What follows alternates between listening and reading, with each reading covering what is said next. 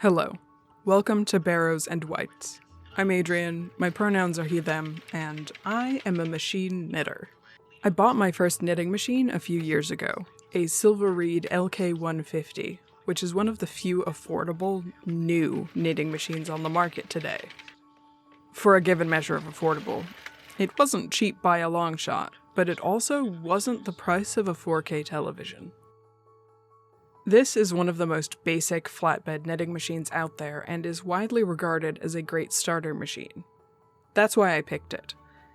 I can get replacement parts for it easily, and because it was new, it was a lot less likely to have the kind of idiosyncrasies that machines develop as they age. At the time, more new educational materials were starting to come out for the LK150 as well, including online video courses and in-person classes at some of the major knitting conventions in the United States. And although this knitting machine shines with huge swaths of stockinette stitch, there are a lot of things that you can make with this machine if you have the patience to try things out and rip back when you've messed up. You know, like regular knitting. After I cranked out 2 sweaters, a hat, some mittens, and a shawl, I was hooked, and I started looking for a used machine with a smaller gauge. Gauge here refers to the thickness of yarns you can use with the machine. The LK150 does best with sport, DK, and worsted weight yarns. You can do some bulkies depending on how bulky they are, and you can do looser knitting with fingering weight yarns, but I found the machine does best with the middling group of yarns. If you ever end up dipping your toes into the machine knitting world and you like what you find, you will become part historian, part treasure hunter, and part mechanic. This is because home knitting machines first became available around the 1960s and declined in the late 80s, early 90s. I believe. Don't quote me on that. It might have been a bit earlier, but most of this history that's floating around in my brain is from online forums by machine knitting folks who were either present for these developments or are second-generation machine knitters whose parents were present for these developments. There were a few different companies making knitting machines at the time, and there were 2 main styles of flatbed knitting machines manufactured.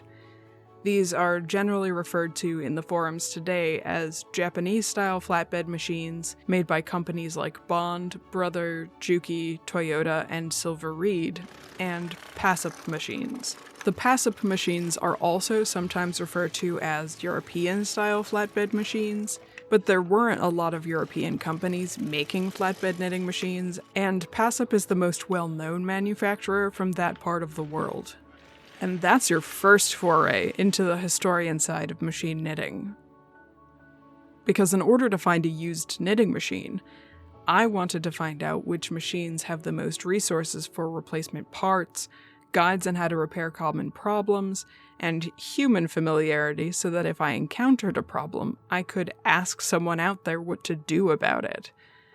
And in order to figure that all out, I ended up down this rabbit hole regarding which companies bought out which other companies, and which machine lines continued production after mergers and separations, and which machine models are functionally the same as other models, some of which can use the same parts, and some can't, and you get the idea. And that's not even going into the patterning and technique resources for machine knitting, the bulk of which were published in magazines in the 1970s and 80s. Many of these things only exist today because of avid collectors and folks who want to preserve these things before they completely deteriorate. I ended up looking for a Brother machine and bought a KH836E, which I believe was manufactured in the mid-1980s. Last year, I started planning a sweater to make on my LK150, and while I was planning out this project and working on other projects for this channel, I kept thinking about the history of the knitting machine. So I started digging.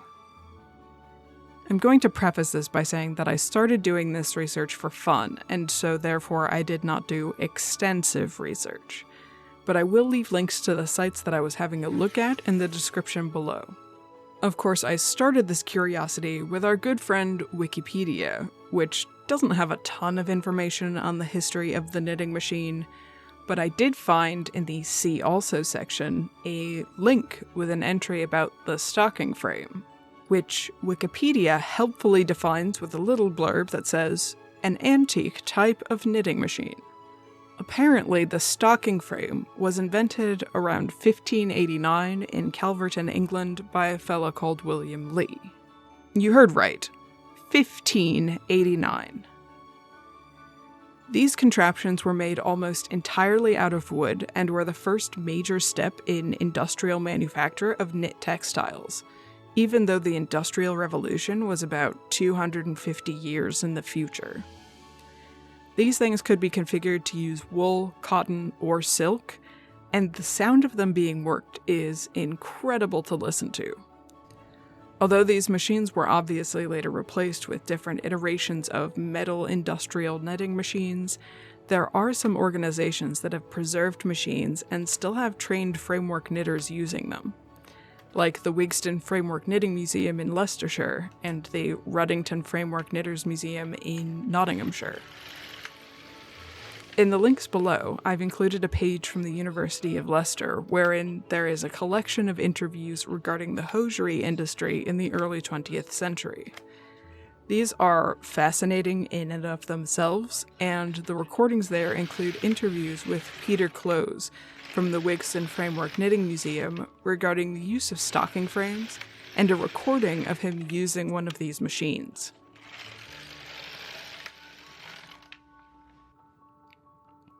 I've also found here on YouTube a film that was made for the Leicestershire Industrial History Society about framework knitting. This is linked below, and also here in a card if I can manage it. It's about 8 minutes long, and absolutely wondrous to see someone operate the complicated foot pedals and handle levers to knit with one of these machines. The most fascinating thing to me, though, is that the actual movement created by knitting machines hasn't really changed from 1589. The levers and foot pedals of the stocking frame create more up and down movement than my modern machines because of the shape of the needles. Back then, the needles were long metal wires with a funny hook shape on the end. Today, they're latch hook style needles, with a smooth curve hook and a little latch that freely opens and closes. And that up and down movement is necessary to get yarns in and out of that bend at the end of the needle. But ultimately, about 430 years later, we're still just using a line of hooks to extend out, grab the working yarn, and pull a bunch of loops through other loops. That's wild, and it reminds me that we're not really that far removed from our own history. We may be doing things a little differently, but we're essentially doing the same things.